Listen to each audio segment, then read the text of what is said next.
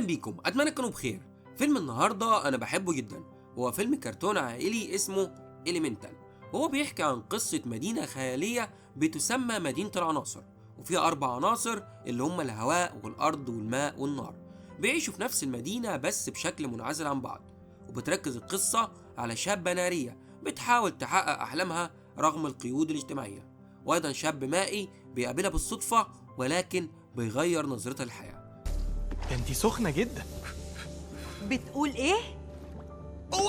انا قصدي بس انك مولعة. لا انا مش قصدي. والفيلم بيتكلم عن مفهوم تقبل الاختلاف، ويؤكد أهمية الانفتاح على الآخرين والعيش بانسجام حتى لو كانت طباعهم أو عناصرهم مختلفة، حتى لو كانوا زي النار والماء.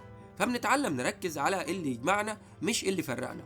ورسالة الفيلم هي التقبل والتفاهم يساعدان على بناء صداقات أو حب يتغلب على أي اختلافات. فالاختلافات